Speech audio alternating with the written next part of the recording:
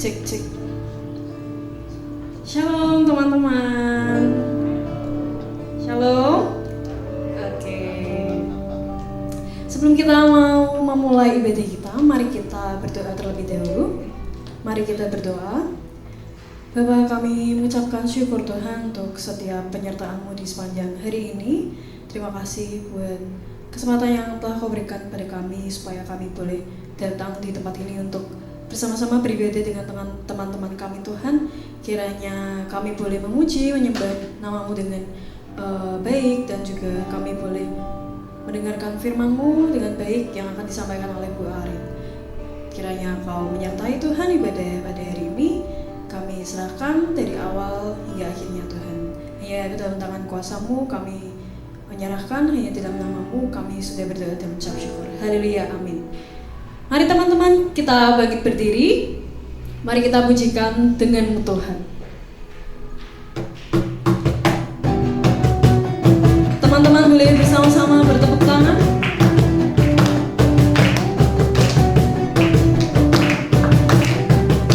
Mari katakan bersama-sama.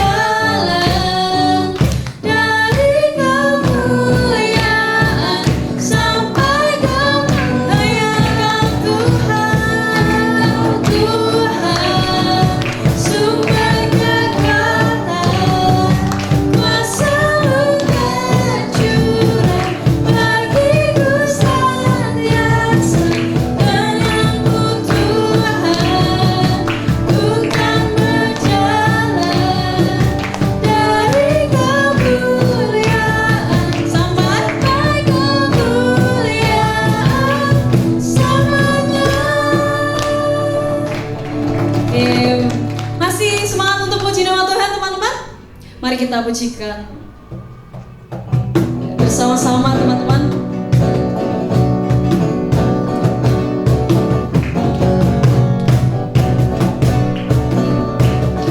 Mari katakan bersama-sama dari utara ke selatan. Dari utara ke selatan, terdengar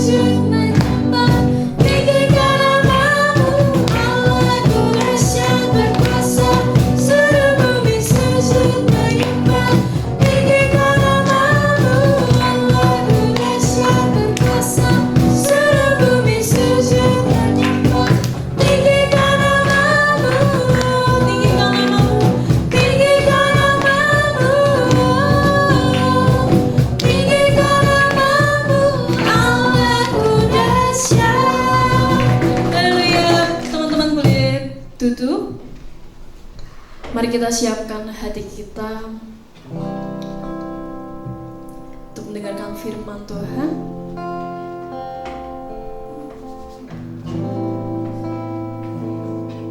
Karena di sisi-Mu Tuhan kami selalu aman.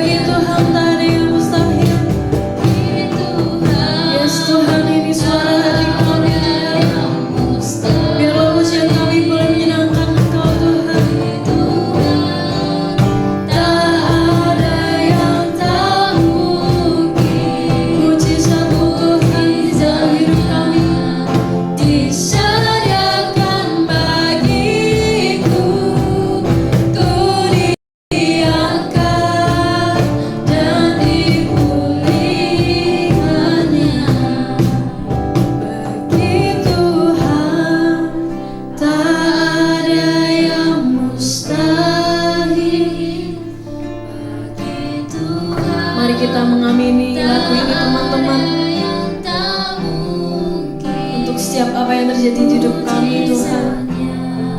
Kita percaya bahwa Kau selalu menyediakan mukjizat bagi kami Tuhan. Ku diangkat dan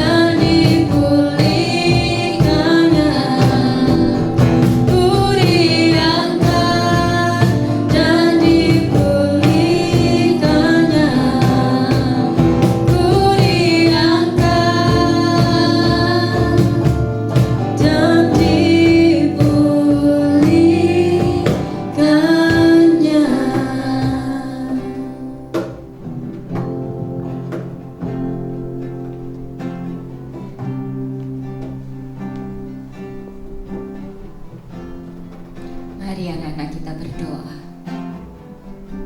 Tuhan, sungguh kami percaya karena firman Tuhan kami boleh dikuatkan dan ditopang.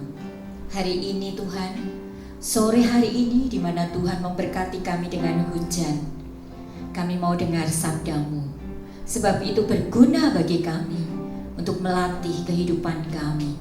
Terima kasih Tuhan, kami yakin dan percaya bahwa firman-Mu ya dan amin, dan kami mau melakukannya. Berkati kami yang menyampaikan, berkati kami pula yang mendengarkan. Dan biarlah Tuhan ketika kami pulang, kami juga bisa memberkati orang lain dengan firman yang kami dengar. Di dalam berkat nama Tuhan Yesus kami berdoa. Amin. Silakan duduk anak-anak yang terkasih.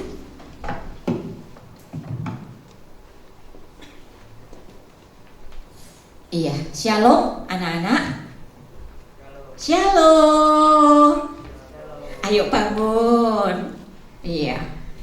Anak-anak, saya percaya bahwa kalian anak-anak yang luar biasa, karena meskipun hujan gitu ya, sampai juga di tempat ini. Wah, hebat berarti ya. Jadi benar-benar rindu akan firman Tuhan. Dan Bu Arin percaya bahwa bukan karena satu hal yang rutin yang bisa kamu kerjakan setiap hari Sabtu gitu ya, tetapi ini satu hal yang menjadi bukti cinta kasih kalian kepada Tuhan ya. Sore hari ini Bu Arin mendapatkan tema yang luar biasa yang akan menguatkan kita semua ya. Boleh dibaca itu ya. Temanya, wah, di bulan Februari selalu cinta, selalu kasih gitu ya.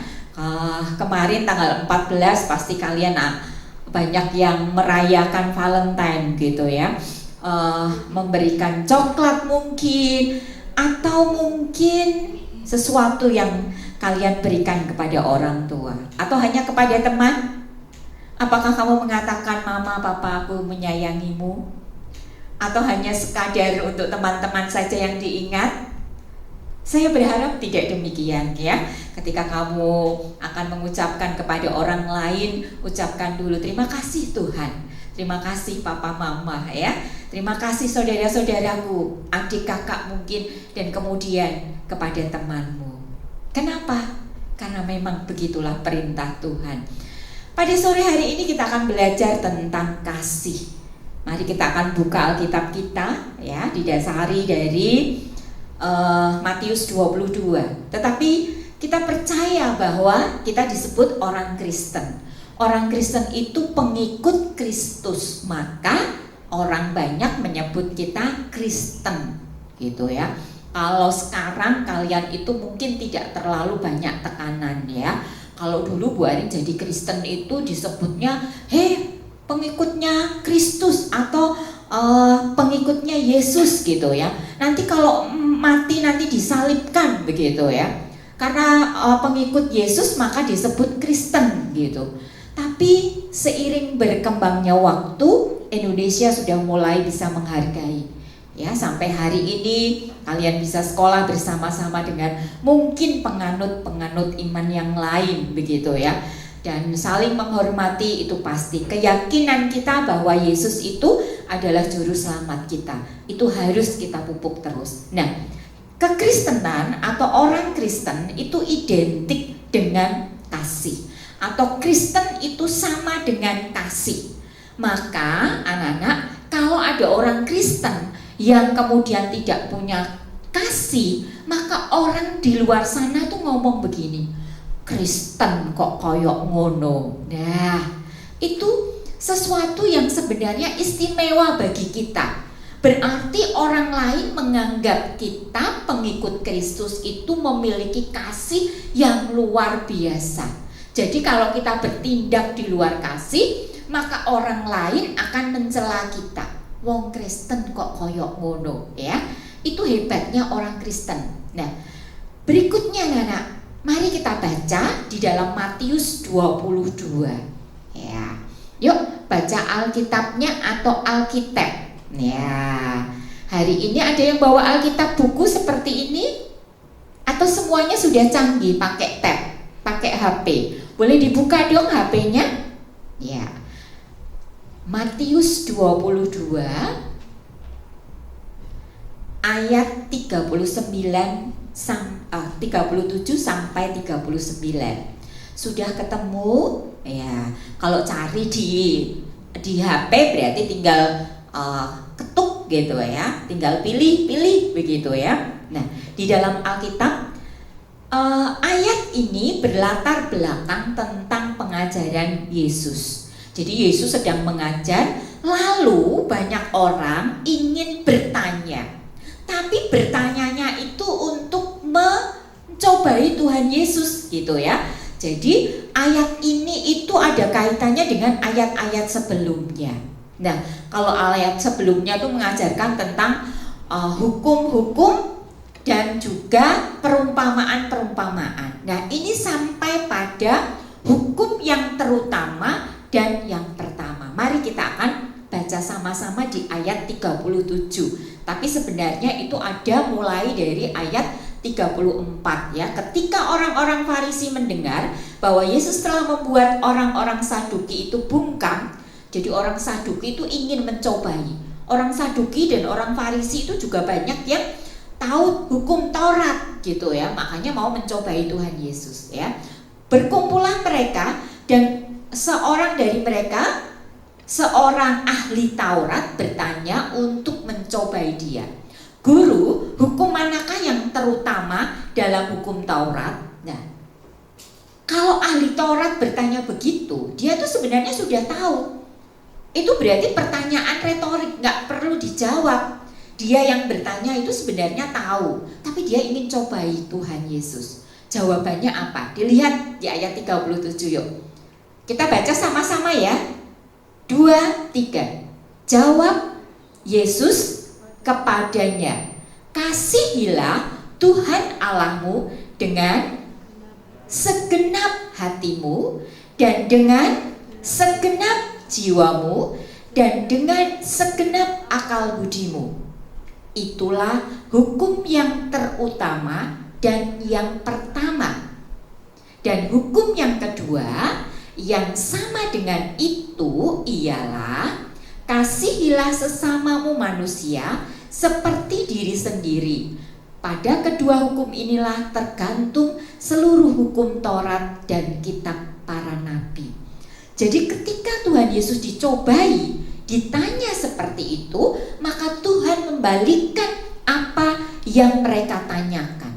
Jadi hukum kasih itu adalah dasar dari segala hukum.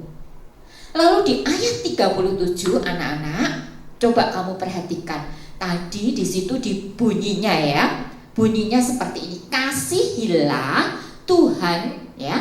Kasihilah Tuhan Allahmu dengan segenap hatimu, dengan segenap jiwamu dan dengan segenap akal budimu. Mari kita pelajari.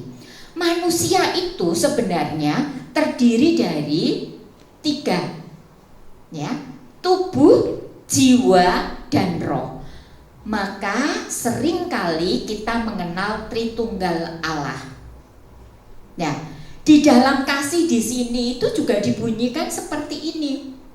Kasihilah Tuhan Allahmu dengan segenap hati. Hati itu kaitannya dengan perasaan kita, ya. Perhatikan di situ. Kalau jiwa itu tentang hidup mati kita, ya. Jadi ketika jiwa kita diambil Tuhan gitu ya. Nah, itu ada hubungannya seperti itu. Jadi jiwa dan akal budi. Kalau kamu ingat di kejadian, di ulangan ya, di ulangan di perjanjian lama, hukum ini juga ada. Kasihilah Tuhan Allahmu dengan segenap hatimu dan dengan segenap kekuatanmu. Nah, kekuatan itu bicara jasmani, akal budi. Anak-anak seringkali menggunakan akal ya. Jadi itu kaitannya dengan jasmani kita. Jadi dalam hal ini Tuhan ingin kita mengasihi Allah kita, Tuhan kita dengan 3 unsur ini tadi dari hidup kita ya. Tubuh, jiwa, dan roh. Artinya apa tadi? dengan segenap hati, dengan segenap jiwa dan akal budi. Artinya seluruhnya. Jadi harus ditunjukkan itu dengan perasaan kita, dengan kehidupan kita, jasmani kita, harus kita tunjukkan kepada Tuhan. Anak-anak, seringkali ada banyak orang, Tuhan aku mengasihimu ya. Ada banyak pujian mengatakan, aku mengasihi Engkau Yesus dengan segenap hatiku. Sering kali menyanyikan itu, mengucapkan itu, atau mungkin menyanyikannya yang lain gitu ya. Tapi kata-katanya sama. Tapi apakah benar kehidupan kita benar-benar mengasihi Allah? Lalu bagaimana caranya kita mengasihi Allah kita? Sebetulnya Tuhan itu luar biasa ya. Luar biasa memberikan jalan, memberitahu kita caranya mengasihi itu seperti apa. Yang pertama, kalian harus ada relasi. Apa tahu Bu, relasi? Relasi itu hubungan. Pernahkah engkau berkomunikasi dengan Tuhanmu? Siapa yang suka doa pagi saat teduh pagi?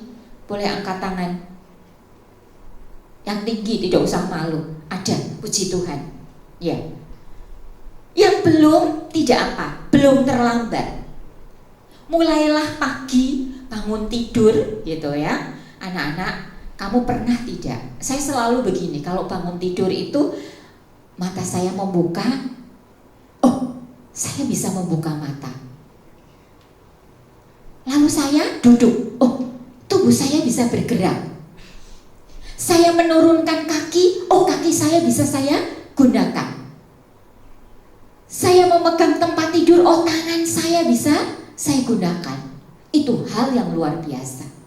Anak-anak, ada orang bangun tidur, membuka mata, tidak bisa melakukan apa-apa. Ada yang begitu. Jadi, ketika engkau membuka mata, kemudian duduk di tepi tempat tidur, duduklah kemudian mengucap syukur. Lalu saat teduh. Saat teduh itu tidak selalu baca Alkitab, maaf anak-anak ya. Tidak selalu baca Alkitab. Tapi yang penting kamu harus membangun hubungan dulu. Lapor kepada Tuhan. Tuhan, terima kasih. Aku telah Engkau beri tubuh yang sehat dan sempurna. Aku bisa menjalani hidup ini. Terima kasih. Itu namanya relasi komunikasi. Tuhan itu bukan Tuhan yang jauh sampai kita teriak-teriak Tuhan gitu. Enggak. Tuhan kita bukan Tuhan seperti yang orang lain lakukan, yakini. Sampai dipanggil-panggil terus gitu ya. Sampai teriak-teriak, sampai pakai speaker gitu ya. Tuhan kita bukan Tuhan yang begitu. Tuhan kita cukup mendengar. Telinganya cukup lebar ya untuk mendengar kita bicara. Jadi tidak perlu berteriak-teriak. Jadi sujudlah, bersyukur di pagi hari, bangun mulai komunikasi. Bu, kalau pagi itu saya itu sudah terburu-buru ke sekolah. Sama Bu Arin kalau pagi juga terburu-buru bekerja. Jadi setidaknya lapor dulu, ucapkan terima kasih. Lalu kapan kita membangun relasi lagi? Setiap detik dalam hidup kita, anak-anak ya. Bu Arin itu kalau kamu pernah ke BSB, rumah Bu Arin itu jauh di sana gitu ya. Jadi kalau naik motor, kemudian pergi bekerjanya di situ ya jauh. Waktunya kalau naik motor paling tidak 30-45 menit. Jadi kalau Bu Arin di jalanan itu kadang-kadang Bu Arin juga pujian, kadang-kadang penyembahan ya. Nggak peduli orang lewat dengar atau enggak ya. Jadi itu kita berkomunikasi saat teduh dengan Tuhan. Nggak selalu baca Alkitab. Tapi apakah perlu baca Alkitab? Iya, perlu. Karena kita perlu belajar firman Tuhan yang menuntun hidup kita untuk pedoman kita ya. Jadi harus bangun relasi. Di dalam Imamat 10 ayat 3, Imamat itu perjanjian apa Nana? Perjanjian Lama. Yuk buka, yuk sedikit aja ini ya. Kita belajar Alkitab ya. Imamat 10 ayat 3. Ya, yang sudah menemukan boleh membaca, yang keras berani membaca, saya rasa berani ya, anak-anak tunas luar biasa ya. Silahkan, siapa yang sudah dapat boleh baca dengan keras. Imamat 10 ayat 3. Siapa yang menemukan? Gak usah takut. Yuk, baca yuk. Siapa yang berani? Masa gak ada yang berani? Nanti Bu Arin tunjuk loh ya. Iya, angkat. Oh ya, yang kaos kuning. Ya, coba baca. Oh, belum ketemu. Ya, Bu Arin sabar menunggu deh ya. Imamat. Imamat 10 ayat 3 ya, di situ ya.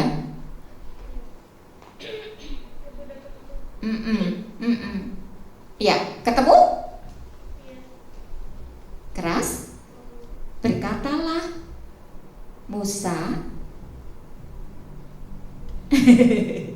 Ya, pakai HP nggak apa-apa deh, ketemunya pakai HP, dibaca yang keras.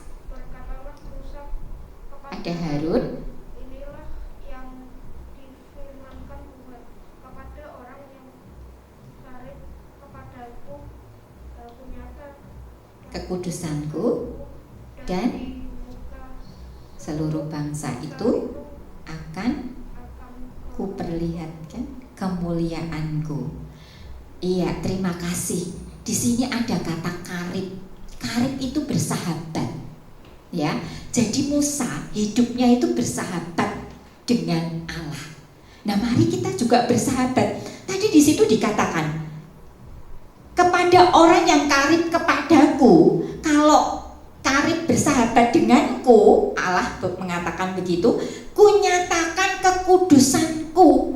Jadi kalau kamu hidup bersahabat dengan Allah, maka hidupmu akan kudus, ya. Jadi di situ kunyatakan kekudusanku, dan apa di situ? Di muka seluruh bangsa itu akan kuperlihatkan kemuliaanku. Jadi kalau kamu hidup kudus, Tuhan menyatakan, kalau kamu hidup karib, Tuhan menyatakan kekudusanmu, bahkan menyatakan kemuliaannya di banyak orang, seluruh bangsa, ya. Jadi bangun relasi dengan Tuhan. Yang kedua, harus taat. Caranya harus taat. Setiap kali kamu kalau ada firman Tuhan kok suruh taat, taat, taat. Iya. Karena apa? Mengingatkan kita. Setiap kali kita selalu juga berbuat salah. Makanya kita diingatkan, ayo taat. Nah, sekarang taat ada di dalam Yohanes 14. Yuk, Yohanes, kita pindah ke mana? Perjanjian baru. Yohanes berapa? Yohanes 14. Nah, hari ini banyak Alkitab ya, banyak buka, nggak apa-apa ya anak-anak ya. 14 ketemu? Amin. Kalau ketemu bilang amin. Amin. Taat. Yohanes 14 ayat 21, kemudian kita lewati 22-nya, 23 sampai 24. Ketemu ya anak-anak ya? Baik, Bu Arin akan bacakan supaya kamu bisa melihat dan mendengarkan dengan baik. Perhatikan ini ya. Barang siapa memegang perintahku dan melakukannya, dialah yang mengasihi aku. Dan barang siapa mengasihi aku, ia akan dikasihi oleh Bapakku, dan aku pun akan mengasihi dia dan akan menyatakan diriku kepadanya.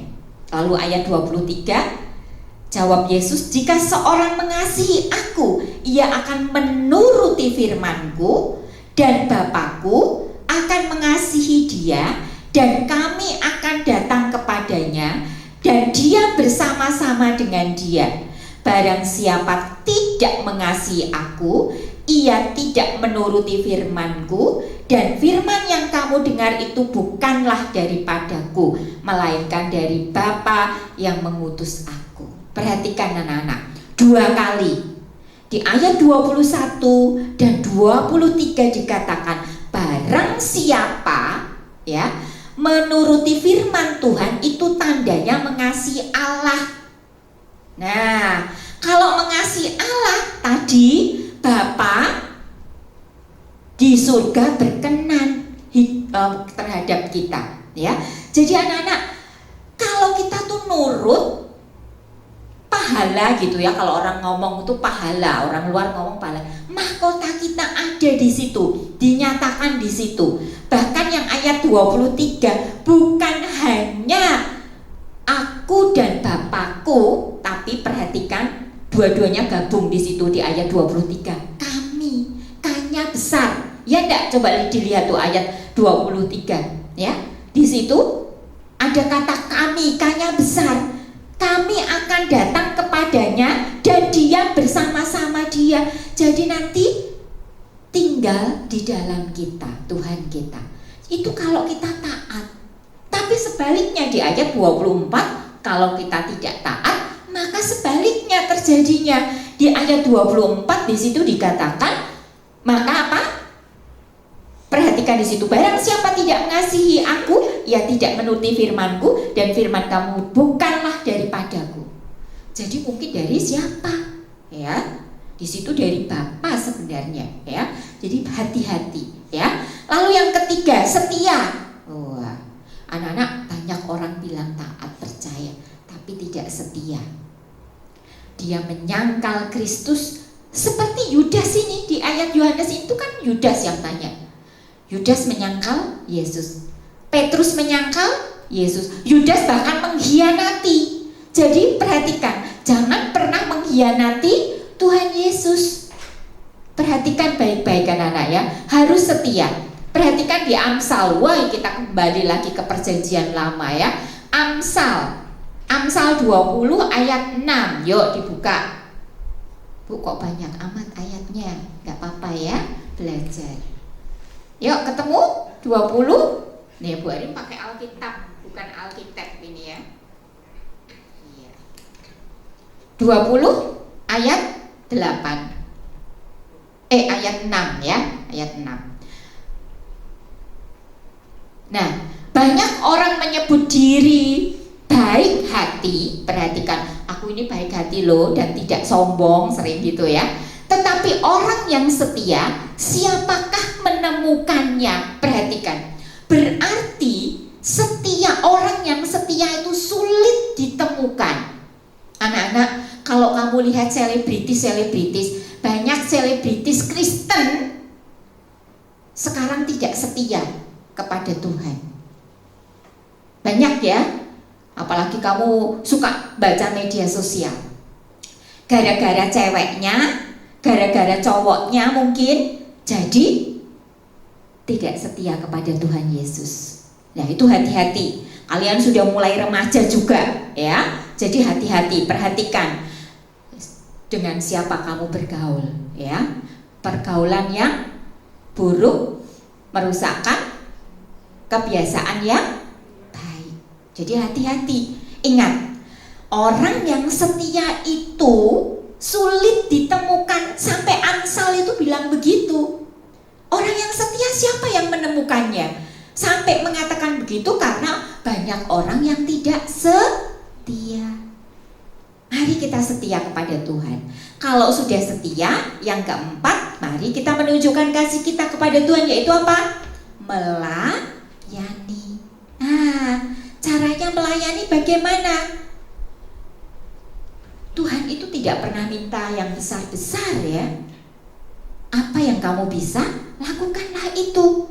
Kolose perjanjian lama apa perjanjian baru? Baru, pinter. Kolose, yang menemukan boleh baca dong, yang keras. Ini cowok-cowok suaranya pasti keras deh. Ya, Kolose 3 ayat 3. Ada yang berani membacakannya? Sebab kamu telah mati dan hidupmu tersembunyi bersama dengan Kristus di dalam Allah. Apa maksudnya? Jadi tinggalkan kehidupanmu yang lama. Yuk kita baru melayani Allah kita ya. Siapa yang bisa bermain musik? Tadi sudah ada yang bermain musik ya, melayani Tuhan. Apakah melayani harus di gereja? Tidak. Melayani Tuhan itu di mana saja. Nanti kita hubungkan dengan melayani sesama. Jadi harus melayani, ambil bagian sebuah pelayanan. Tidak harus di gereja, anak-anak, supaya orang melihat perbuatan baik kalian. Ya. Karena begitu orang lihat perbuatan baik kalian, orang melihat Tuhan ada di dalammu, ya. Nah, sekarang anak-anak, kalau tadi adalah mengasihi Allah, sekarang kita mengasihi sesama. Maka itu ada salib. Tuhan itu sebenarnya sudah ngajari kita tentang kasih. Karena Allah itu mengasihi kita terlebih dahulu, maka kasih itu dialirkan kepada kita, lalu kita mengalirkannya kepada sesama. Ya, kita mengasihi orang lain itu bukan karena kita loh, jangan sombong. Tapi kita mengasihi orang lain karena Allah mengasihi kita, sehingga kasihnya tinggal di dalam kita, lalu mengalir. Kita alirkan pada orang lain. Nah, jadi jangan sombong kalau kamu bisa mengasihi orang. Sebenarnya dari siapa? Dari Allah kita. Jadi mari kita lihat di dalam 1 Yohanes 4 ayat 7 sampai 21. Nggak usah dibaca semua kalau ini ya. 1 Yohanes itu ada di balik bagian perjanjian baru. Ya, 1 Yohanes 4 ya. Soalnya tentang kasih itu banyak anak-anak di Alkitab ya. Nah, ini perhatikan. 1 Yohanes 4 ayat 7 sampai 21. Allah adalah kasih. Tadi Bu Arin mengatakan, kalau kamu bisa mengasihi orang lain itu bukan karena kamu, tetapi karena Allah sudah mengasihi kita. Karena Allah adalah kasih, ya. Jadi saudara-saudaraku yang kekasih, marilah kita saling mengasihi, sebab kasih itu berasal dari Allah. Dan setiap orang yang mengasihi lahir dari Allah dan mengenal Allah. Jadi kalau kamu mengasihi orang lain, berarti kamu mengenal Allahmu dengan baik, ya. Barang siapa tidak mengasihi, ia tidak mengenal Allah, sebab Allah adalah kasih. Dalam hal inilah kasih Allah dinyatakan di tengah-tengah kita, yaitu bahwa Allah telah mengutus anaknya yang tunggal ke dalam dunia supaya kita hidup olehnya. Luar biasa penyertaan Tuhan. Nanti ditandai ya di situ ya bukti kasih Allah.